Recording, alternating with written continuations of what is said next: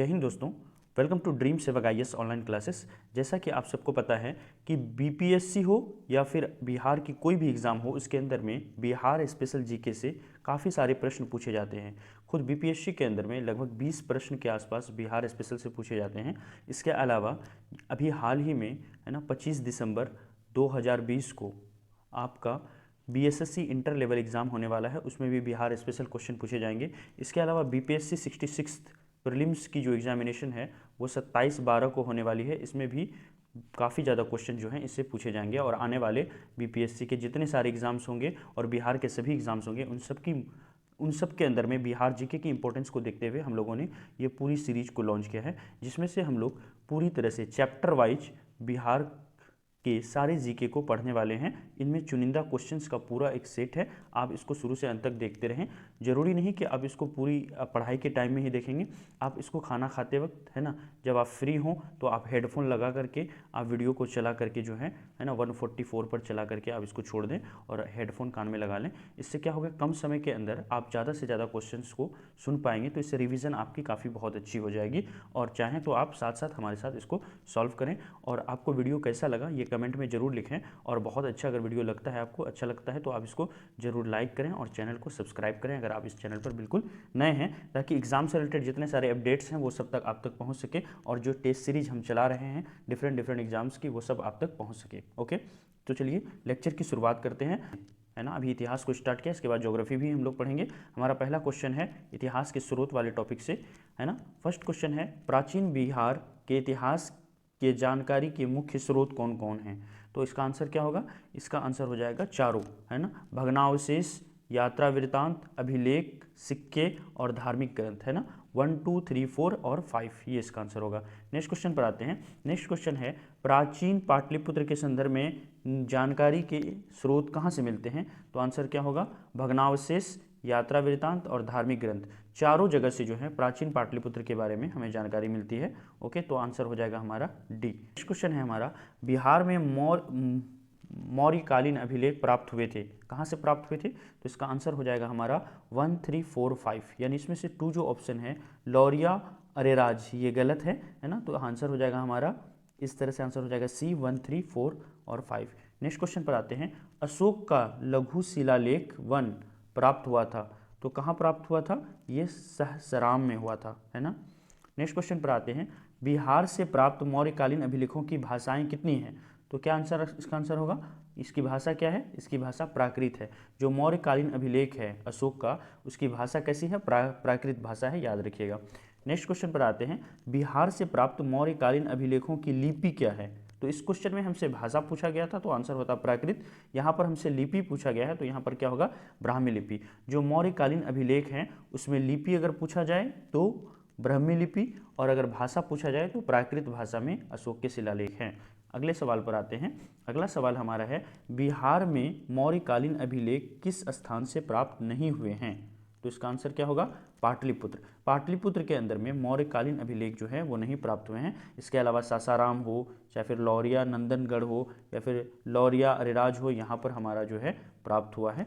पाटलिपुत्र के अंदर से मौर्यकालीन अभिलेख प्राप्त नहीं हुआ है। अगले सवाल पर आते हैं। अगला सवाल है, मौर्यकालीन स्थापत्य कला के साक्ष्य कहाँ से प्राप्त हुए हैं? तो आंसर क्या होगा? राजगिरी से, है ना। अगले सवाल पर आते हैं, बिहार पर गढ़वालों के अधिपत्य का प्रमाण मिलता है। गढ़वालों ने बिहार पर जो कब्जा किया था, जो अधिपत्य था उनका बिहार के ऊपर, ये कहाँ से प्रमाण मिलता है? ये मनेर तामपत्र से मिलता है। अगले सवाल पर आते हैं। अगला सवाल है, बिहार के किस तुर्क राजवंश के अभिलेख प्राप्त हुए हैं? तो आंसर क्या होगा? तुगलक वंश।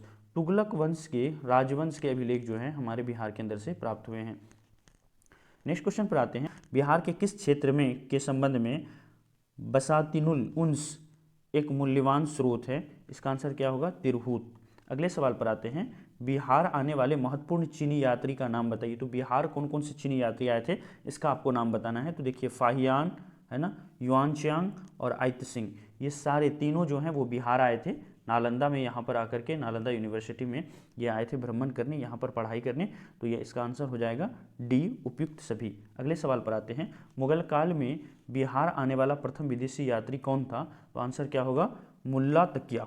ओके, अगले सवाल पर आते हैं, निम्नलिखित यूरोपीय यात्रियों में कौन बिहार नहीं आया था। यहाँ पर पूछा गया है कि ये यूरोपीय यात्री हैं, इसमें से बिहार कौन नहीं आया था, तो आंसर क्या होगा, फ्रांसिया बर्नी। यहाँ पर मैनरिक, जॉन मार्शल और पीटर मुंडी ये तीनों आए थे, बस फ्रांसिया बर्निया जो हैं वो नहीं आए थे। नेक्स्ट क्वेश्चन पर आते हैं, बहरिस्ताने गैबी किसकी रचना है। यहाँ पर एक रचना दी हुई है, नाम है बहरिस्ताने गैबी, ये किसकी रचना है ये आपको बताना है, आंसर होगा मिर्जा नाथन की। अगले सवाल पर आते हैं, अगला सवाल है मिर्तुल अहलवाल किसकी रचना है, तो आंसर क्या होगा, मुल्ला बहबानी की। अगले सवाल पर आते हैं, मध्यकालीन मिथिला के इतिहास के स्रोत में महत्वपूर्ण है, तो मध्यकालीन मिथिला के इतिहास के स्रोत में क्या महत्वपूर्ण है ना, तो आंसर होगा हमारा उपयुक्त सभी। अगले सवाल पर आते हैं, बिहार से धातु है ना प्रस्तर युगीन अवशेष मिले हैं, तो बिहार में धातु प्रस्तर युगीन अवशेष कहाँ पर मिले हैं ये आपको बताना है, तो ये चिरांद छपरा में भी मिले हैं, चेचर जो कि वैशाली के अंदर में है सोनपुर में, वहाँ पर भी मिले हैं, मनेर से भी मिले हैं, तो इसका आंसर क्या हो जाएगा, डी उपयुक्त सभी। अगले प्रश्न पर आते हैं, बिहार में मौर्यकालीन अभिलेख मिले हैं, कहाँ पर मिले हैं ये, तो ये सभी में मिले हैं, है ना। अगले प्रश्न पर आते हैं, बिहार के गया जिले के अपसड़ से प्राप्त अभिलेख में किस राजवंश के बारे में जानकारी मिलती है, तो यहाँ पर गया जिले के अपसड़ में जो वहाँ से शिलालेख मिले हैं, अभिलेख मिले हैं, उसमें किस राजवंश के बारे में कहा गया है, तो आंसर होगा ए, परवर्ती गुप्त वंश के बारे में।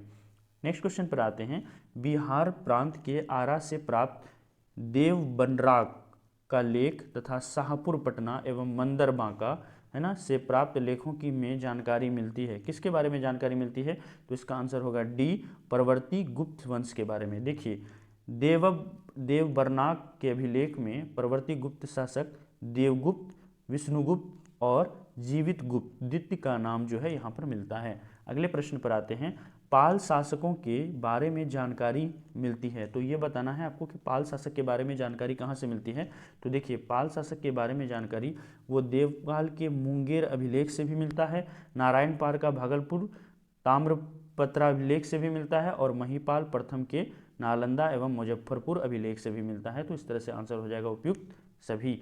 अगले प्रश्न पर आते हैं, अगला प्रश्न है, बिहार के लिए सर्वाधिक प्राचीन साहित्यिक स्रोत है, तो सबसे प्राचीन साहित्यिक स्रोत बिहार के लिए कौन सा होगा, तो आंसर क्या होगा, अथर्ववेद, है ना।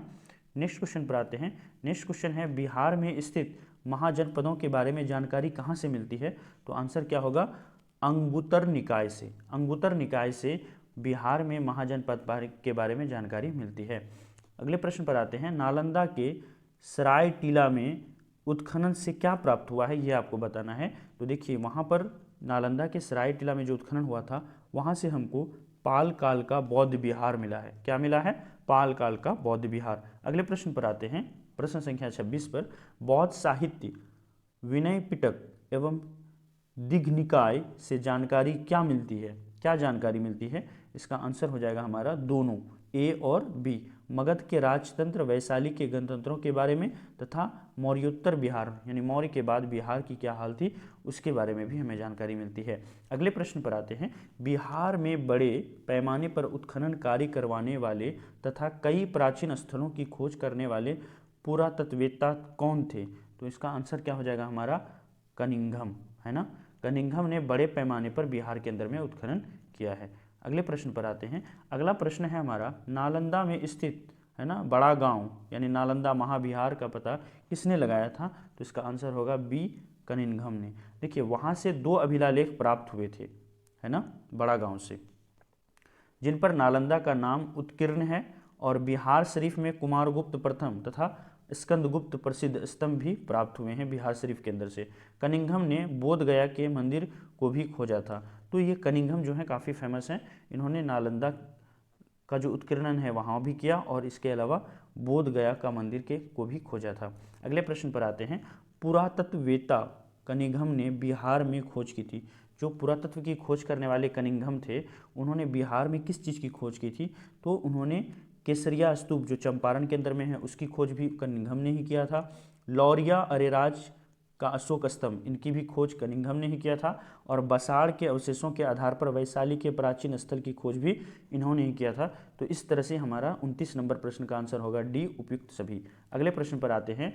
विदेह के राजा जनक ने निष्क या स्वर्ण या सतनाम उपहार में दिए, ये कहाँ वर्णित है? तो आंसर क्या हो जाएगा हमारा बृहदारण्यक उपनिषद में।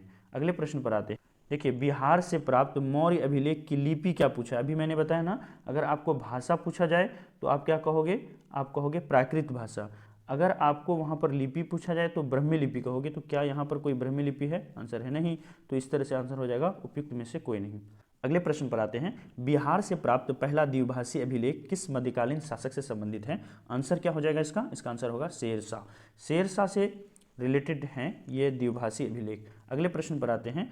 वह पहला मुगल शासक कौन था जिसके अभिलेख बिहार में मिले हैं? तो आंसर होगा सी, अकबर। अकबर ही एक ऐसा मुगल शासक था, पहला मुगल शासक था जिसका अभिलेख बिहार के अंदर में मिला है ना। नेक्स्ट क्वेश्चन पर आते हैं। बौद्ध धार्मिक साहित्य में कौन ग्रंथ प्राचीन बिहार के इतिहास के संबंध में जानकारी का स्रोत है? तो बौद्ध धर्म का कौन सा प्राचीन ग्रंथ है जो बिहार के अंदर में है ना इतिहास से संबंधित है, जानकारी वहाँ से हमें मिलती है? इसका आंसर क्या होगा? दिग्निकाय, है ना। अगले प्रश्न पर आते हैं। सियरुल मुताखरीन की रचना किसने की थी? सियरुल मुताखरीन की रचना किसने की थी, ये आपको बताना है। इसका आंसर होगा गुलाम हुसैन तबाई ने। अगले प्रश्न पर आते हैं 36 नंबर। इसमें पूछा गया है कि मध्यकालीन बिहार से संबंधित इन स्रोतों पर सही सुमेलित कीजिए। तो एक तरफ हमारा रचना और दूसरी तरफ हमारा स्रोत दिया हुआ है, तो किस तरह से इसको हम लोग बनाएंगे? देखिए, यहाँ पर पहला नंबर है रियाजुस, है ना, सलातीन। तो इसका आंसर क्या हो जाएगा? इसका आंसर हो जाएगा हमारा, है ना, इस तरह से इसका आंसर हमारा हो जाएगा गुलाम हुसैन सलीम, है ना। नेक्स्ट क्वेश्चन पर आते हैं। नेक्स्ट हमारा है सरीखे शेरशाही। सरीखे शेरशाही ये किसका है? अब्बास सरवानी का। नेक्स्ट में आते हैं वकियाते मुस्ताकी, ये किसकी रचना है? वकियाते मुस्ताकी जो है वो रिजकुल्लाह की रचना है। नेक्स्ट पर आते हैं, यहाँ पर है हमारा अफसनाए शाही, है ना, अफसनाए शाह, ये किसकी रचना है? ये रचना जो है हमारा वो है हमारा शेख कबीर की। आखिरी बच जाता है हमारा बसातिनुल उन्स, ये किसकी रचना है? ये रचना है इख्तसान दहलवी की। अगले प्रश्न पर चलते हैं। अगला प्रश्न है हमारा मुल्लाह बहबानी यात्री थे, कहाँ के यात्री थे? तो आंसर होगा ईरान के। मुल्लाह बहबानी वृतांत से आधुनिक बिहार के बारे में जानकारी मिलती है। अगले प्रश्न पर आते हैं। आधुनिक बिहार के अध्ययन के लिए स्रोत है, क्या स्रोत है बताइए? तो इस तरह से इसका आंसर हो जाएगा उपयुक्त सभी। फ्रांसीसी बुकानन द्वारा जो रिपोर्ट दी गई थी वो भी है, डिस्ट्रिक्ट गैजेट है, लैंड सर्वे, लैंड सेटलमेंट है, रिपोर्ट है ना। फोर्ट विलियम जो इंडिया हाउस करस्पॉन्डेंट सीरीज था वहाँ से भी हमें आधुनिक बिहार के अध्ययन के स्रोत मिलते हैं, है ना। तो इस तरह से आंसर हो जाएगा डी, उपयुक्त सभी। अगले प्रश्न पर आते हैं। अगला प्रश्न है कौटिल्य के अर्थशास्त्र में किस पहलू पर प्रकाश डाला गया है ना। तो कौटिल्य का जो अर्थशास्त्र है वो किससे रिलेटेड है आपको ये बताना है। तो इस तरह से हमारा आंसर क्या होगा? राजनीतिक नीतियों से रिलेटेड है। तो अर्थशास्त्र यहाँ वर्ड है, इससे कंफ्यूज नहीं होइएगा, इसका आंसर हो जाएगा राजनीतिक नीतियाँ। अगले प्रश्न पर आते हैं। अगला प्रश्न है अपसड़, गया से प्राप्त एक मंदिर का, है ना, भग्नावशेष प्राप्त हुआ है ना। इसके दीवारों पर कथा दृश्य अंकित है, तो इसका आंसर क्या होगा? रामायण के।